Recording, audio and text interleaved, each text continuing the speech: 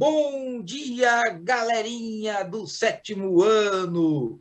Tá frio em São Paulo, mas nós não podemos deixar os nossos objetivos de estudo para hoje. Bom dia também aos professores, guerreiros e parceiros que já estão comigo aqui no chatinho, estimulando essa garotada a continuar estudando. Todo mundo agasalhado. E eu já estou aqui de verde em homenagem ao nosso parceiro Antônio Russo. Galerinha, já vamos colocar na tela o tema da aula de hoje. Na tela. Tema da aula de hoje: direitos legais das comunidades tradicionais brasileiras, primeira parte. Tema muito interessante, vamos mergulhar aí nas culturas das comunidades brasileiras. E para ministrar essa aula de hoje, já está aqui comigo, do meu lado, o professor Antônio Russo. Bom dia, prof. Bom dia, meu grande companheiro, amigo e colega de todas as aulas de geografia do ensino fundamental, sempre trazendo aí a sua competência, e vindo aí com uma cor maravilhosa de meio ambiente, que é a cor verde. Nós vamos falar hoje sobre comunidades tradicionais, como eu falei anteriormente, adoro falar sobre esse tema, tá nas habilidades aí do 7º ano, Essa aula aqui vai falar mais sobre as questões aí dos direitos legais, Eu trouxe até vídeos mostrando comunidades tradicionais, para ter, até para falar de direitos legais, a gente vai estar introduzindo alguns vídeos mostrando comunidades tradicionais, o que é importante aí nas nossas aulas. Certo, professor Carlos? Certo, aula muito interessante. Vamos ficar de olho aqui no relógio para não passar o tempo. E galerinha, já para vocês começarem já a se situar na aula de hoje, material em mãos, preste bem atenção, assista o vídeo.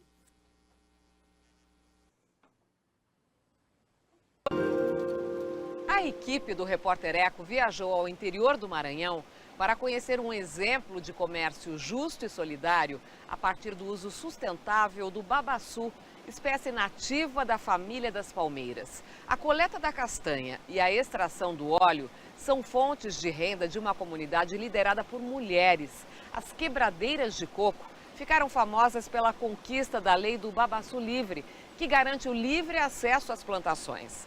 Elas ganharam um importante aliado. Uma grande empresa de cosméticos naturais compra o óleo para fabricar produtos para o mercado internacional.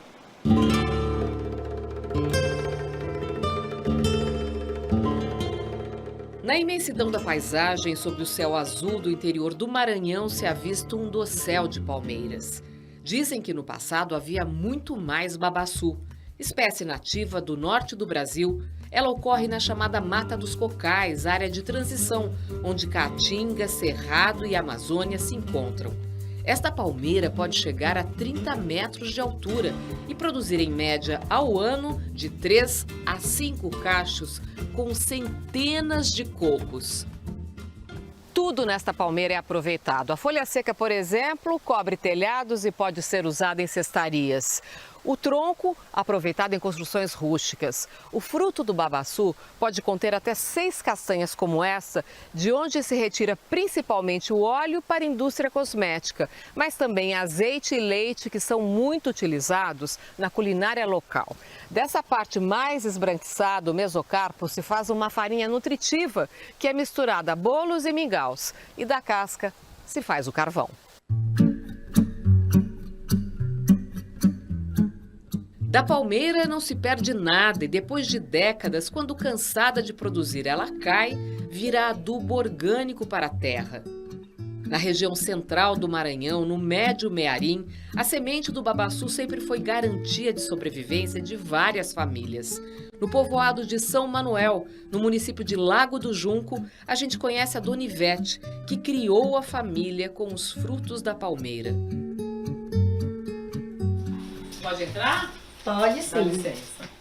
Eu aprendi com meus pais, com minha mãe, que eu nasci e me criei com 7 anos de idade, vendo a minha mãe fazendo essa atividade, aí com isso eu fui aprender também, né, quebrar coco. E a senhora cresceu, se casou, teve filhos? Foi. Aí com 17 anos de idade foi que eu me casei, aí morei 2 anos fora aqui da comunidade. Aí como meu marido era da comunidade aqui em São Manel, aí nós voltamos para cá, né? Quantos filhos a senhora teve? 7.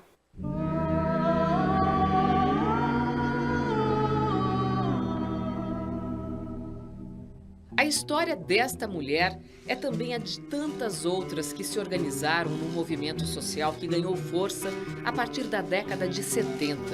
As quebradeiras de coco Babaçu enfrentaram um conflito agrário para garantir o acesso à palmeira, que de uma hora para outra passou a ter dono. Grileiros se apossaram das terras devolutas, áreas públicas que não poderiam ser consideradas patrimônio de ninguém. Dora tem 46 anos e vai para o campo com os pais desde que era criança. Hoje, ela é uma das lideranças entre as quebradeiras e se lembra muito bem da época difícil, quando os babaçuais foram cercados e as famílias proibidas de coletar o coco. Foi alguém chegando e se achando como dono, foi cercando e às vezes foi até mesmo adquirindo documentação, outras não, mas foi cercando e ali ele se sentia como dono. E depois que ele se sentia como dono, teve uma etapa que a gente não podia mais entrar. E não entrava porque ele não deixava, ele tinha um vaqueiro e aí esse vaqueiro ele passava os direitos para esse vaqueiro juntar todo o babaçu e se alguém fosse quebrar era a meia. E aí a questão da necessidade foi que fez a gente lutar por esse babaçu livre, pelas áreas conquistadas que hoje a gente tem, e foi assim. As pastagens começaram a competir com as palmeiras. Os frutos do babaçu são muito apreciados por grandes roedores, que também se encarregam de semear a espécie. Mas a poda frequente das novas mudas de babaçu, chamadas aqui de pindova, feita pelos pecuaristas, interrompe o ciclo natural de reprodução da planta. Para crescer assim você tem que deixar, então isso é o manejo. Tem a adulta, como essa aqui, está produzindo há muitos anos, mas você vê que daqui a pouco ela vai parar. Então essa surgiu e foi preservada e daqui a pouco ela também está produzindo. Quando essa deixar de produzir, essa daqui já começou a produzir. Então o babaçu vai continuar, né, com essa renovação. É como eu produzi, minha família, daqui a pouco são meus filhos que vão produzir. Então a palmeira é da mesma forma como um ser humano. Quem escuta meu grito. A luta das mulheres pela preservação da palmeira e pelo direito à atividade extrativista começou a gerar frutos com a publicação da Lei do Babaçu Livre em 1997. Fome quebrando coco. O município Lago do Junco foi o primeiro do estado do Maranhão a aprovar uma lei que garante o livre acesso das quebradeiras aos babaçuais, mesmo aqueles que ficam dentro de fazendas e sítios. Além do aspecto social, a lei tem também o lado ambiental, porque passou a proibir os proprietários de terra de usarem agrotóxicos e de derrubarem, de cortarem as palmeiras sem a autorização do IBAMA. O que mudou com a lei do babaçu livre? Hoje a gente entra em qualquer área, de qualquer proprietário, de pequenos produtores, você entra em qualquer área que você queira entrar e coletar o babaçu. Antes de nós criar a lei, nós fizemos a lei mesmo valer, sem ser no papel. Aí depois, com o apoio de uma vereadora que nós elegemos, que era mulher, aí nós conseguimos criar a lei. Aí a lei só veio mais, só nos ajudar mais, fortalecer mesmo a nossa luta, né? O babaçu é de vocês. O babaçu é nosso.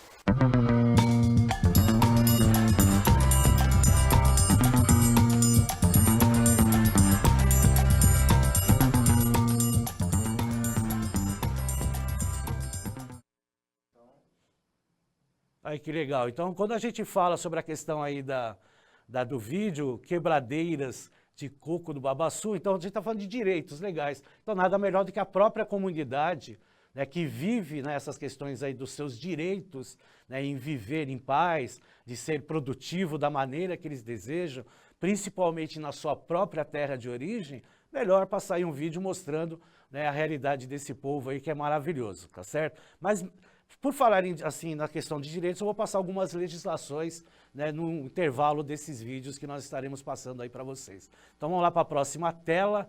Na próxima tela aí a gente vai ver, né, a questão aí dos direitos, né, da Declaração Universal dos Direitos Humanos, tá, que é o DUDH de 1948, né, faz parte aí da Declaração dos Direitos Humanos, é o artigo 27. Toda pessoa tem o direito de tomar parte livremente na vida cultural da comunidade, de fruir as artes e de participar no progresso científico e nos benefícios que deste resultam. Todos têm direito à proteção dos interesses morais e materiais ligados a qualquer produção científica, literária ou artística da sua autoria. E, logicamente, né, as comunidades tradicionais fazem parte disso, né? Então, ela faz parte da questão cultural, da questão artística, das suas técnicas de utilização das terras, que muitas dessas técnicas trouxemos aí. Hoje, logicamente, utilizamos tecnologia aí na agricultura, na criação de animais. Então, é importante sempre retratar isso. Então, é um direito adquirido aí, né, através, né, de leis federais, leis municipais, leis estaduais e principalmente nessa declaração aí dos direitos humanos, que vem logo depois aí da Segunda Guerra Mundial, e que terminou em 1945, e aí nós temos aí essa declaração aí de 1948, que é super importante e deve ser sempre respeitada. Vamos lá para a próxima tela. Nós vamos ver aí, né, territórios tradicionais, decreto 6.040 de 2007, que diz no artigo 3º, para os fins deste decreto e do seu anexo, compreende-se por, inciso 2, territórios tradicionais, os espaços necessários à reprodução cultural, social e econômica dos povos e comunidades tradicionais, sejam eles utilizados de forma permanente ou temporária, tá certo? Então, a importância, né, da gente ter essas leis aí que vão, né, fazendo com que essas pessoas, né, fiquem tranquilas, né, e permaneçam aí nas suas regiões, tá certo? Vamos lá para a próxima tela, que aí a gente vai ver, né, algumas comunidades. A gente já viu aqui, né, em aulas anteriores essas comunidades. Ó, a própria aí, Faxinalenses aí a gente viu na aula anterior, né, povos de cultura cigana, povos indígenas, né, nós temos comunidades quilombolas, né, quebradeiras de coco-babaçu, como a gente viu no vídeo, né, caiçaras, como a gente já viu em aulas anteriores, e muitas comunidades que nós temos aqui no Brasil, tá certo? Certo, professor Carlos, quer falar alguma coisa aí? Certo! Olha só, nós somos brasileiros, né? E a maioria de nós somos afrodescendentes. Então, é muito importante, galerinha, nós compreendermos toda a questão da cultura local, das comunidades. Se você talvez aí conversar com o vovô, com a vovó, talvez eles poderão ter aí grandes conhecimentos dessas comunidades tradicionais do Brasil, a qual muitos de nós, inclusive, né, seus avós, bisavós, também fazem parte. Então, estudando as culturas tradicionais brasileiras, nós estamos estudando a nossa origem, não é verdade, prof? É verdade. Então, né, a gente está estudando em várias aulas, né, vendo essa questão aí das comunidades tradicionais, né, e a importância, né, de passar aí, né, de geração para geração para dar essa continuidade aí para essas comunidades. Vamos a uma atividade aí, Carlão? Atividade, vamos ver, galerinha, se vocês estão prestando atenção, é hora de dedinhos no teclado, atividade na tela. Como esses povos e comunidades tradicionais conseguem manter as suas culturas em diferentes regiões brasileiras? Dedinho no teclado, 1 minuto, já voltamos, participe!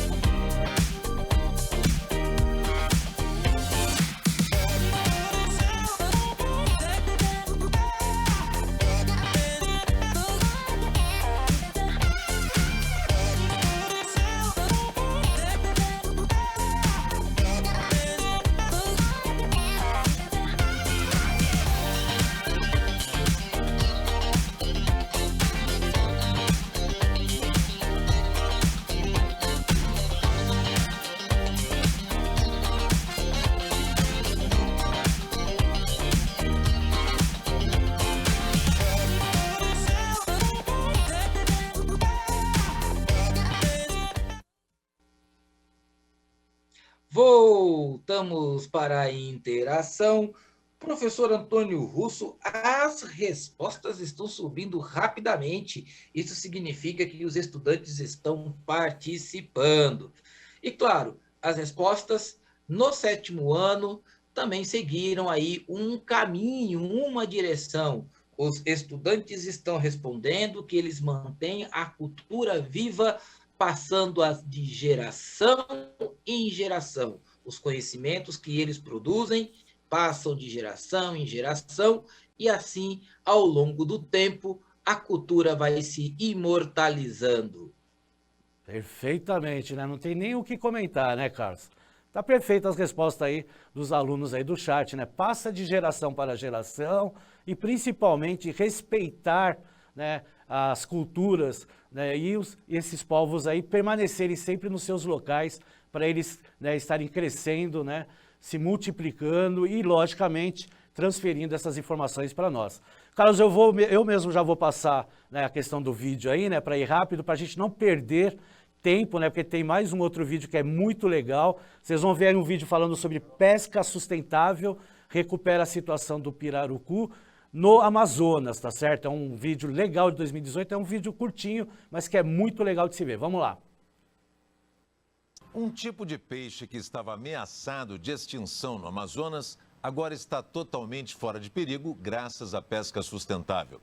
É o pirarucu. O trabalho de manejo da espécie rendeu cerca de R$2 milhões às comunidades ribeirinhas no ano passado. O pirarucu é um dos maiores peixes de água doce do mundo. Comunidades das áreas de reserva do Mamirauá e Amanã, na região do Médio Solimões, no estado do Amazonas, fazem pesca de manejo da espécie e têm tido bons resultados. O manejo, iniciado há mais de 15 anos pelo Instituto Mamirauá, com a ajuda da população ribeirinha, contribuiu para evitar a extinção do pirarucu, que era pescado clandestinamente. A venda do pirarucu de origem sustentável tem ajudado a renda de dezenas de comunidades ribeirinhas. 1.600 pescadores conseguiram juntos no ano passado R$2 milhões e 700 mil.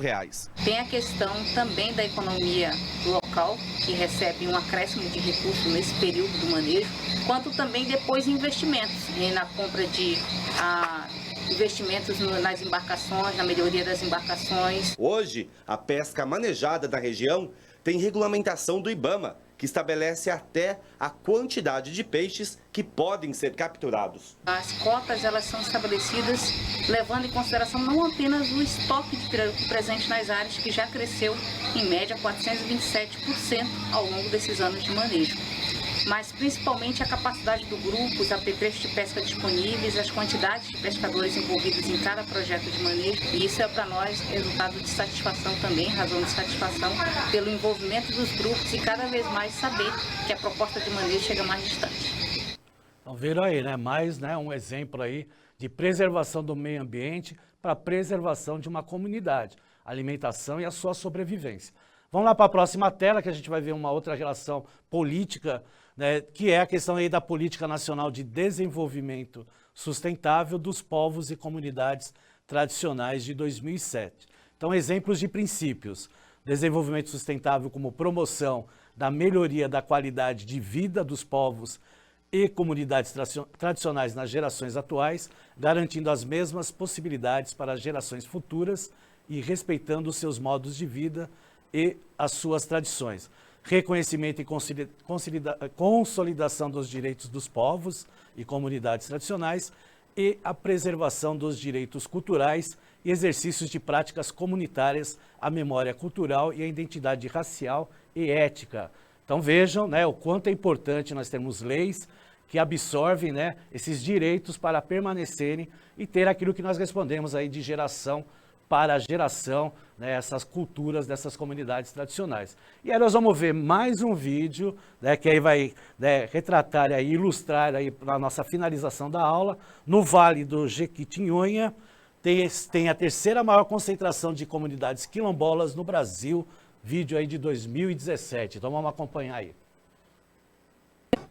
Hora de mais uma reportagem da nossa série sobre os quilombolas no Vale do Jequitinhonha, em Minas. A região, que tem a terceira maior concentração dessas comunidades no Brasil, sofre com a seca. Mais um desafio para os moradores que lutam para preservar suas tradições.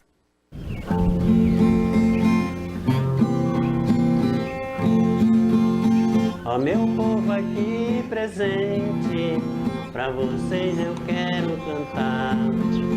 Cantando eu peço licença de um assunto falar. Tinha bastante mina, hoje já não tem mina. O rio, que é o capim-vari aqui, corria bastante, peixe à vontade. Hoje não tem nada, nem na vari, só tá nos poços. Né? Só tá nos poços. É assim mesmo em algum lugar. A gente tem as caixas d'água, tem os poços artesianos, só que falta muita água, porque a gente não consegue produzir, justo porque a água é muito limitada. Olha, gente, aqui é a comunidade quilombola de Córrego do Rocha, deu-se o nome que esse é o Córrego do Rocha, que antes tinha água para a gente beber, cozinhar, produzir, e que hoje em dia só tem areia. E fome, né? Fome e sede. O riacho do Portilho tinha as águas volumadas, agora podemos ver suas águas empoçadas. Vemos peixinhos morrendo em suas águas paradas, porque há desmatamento em Leliveldia e Matinada. Quando não tinha eucalipto, tinha muita água, inclusive na região de Leliveldia, até ganhou o nome de Lamarão, porque tinha muito brejo. Aí chegou o eucalipto aí, foi secando e hoje é difícil de ver a situação. Muitas nascentes secaram.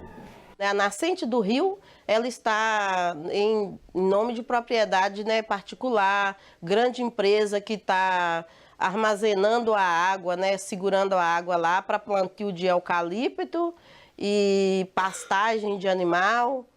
E isso acaba prejudicando não só a nossa comunidade, mas todas as comunidades do município de Chapada Berilo, Minas Novas. Quando eles chegou com o eucalipto aqui na região, eles falaram que era para trazer desenvolvimento para o lugar. Só que eu passei lá o mês passado, eu vi desenvolvimento para quem é operador de máquina e para quem tem um caminhão, uma carreta. Porque lá tem serviço só para 2 pessoas. O ribeirão das gangorras e o ribeirão do altar, um grande volume d'água, quando vinham se encontrar, as águas diminuíram, estão prestes a acabar. No córrego água limpa, não houve sapo coachar. Que água que chega para vocês aqui hoje? A água do poço artesiano e das cisternas de captação de água da chuva. Qual que é a capacidade dessa cisterna e quanto tempo que essa água dura? Ela tem capacidade de armazenar 16 mil litros de água, que a gente tem que estar manuseando para utilizar durante o período da seca. E qual que é o período da seca? Um período de 7, 8 meses, mais ou menos. Aí tive um período lá de ficar, ao longo desse tempo, a gente comprando caminhão-pipa de água. Cada família teria que desembolsar um valor de 150, 120 reais para poder abastecer a comunidade. E se a gente tivesse apoio, por exemplo, pelo menos para uma máquina, para construir um pequeno tanque, uma barraginha de barro mesmo para a gente, para estar retendo a água no solo, a gente conseguiria produzir o alimento para a gente e muitas vezes até para outras famílias da comunidade e para o mercado local também.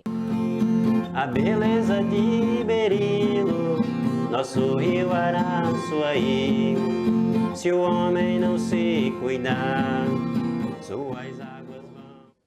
Aí que interessante, né? Interferência do, entre aspas, desenvolvimento do ser humano fez o que, né, constatou-se aí na natureza aí, né, dessa comunidade quilombola, né? Então a gente viu através dos vídeos, né, como vivem aí algumas comunidades tradicionais do Brasil.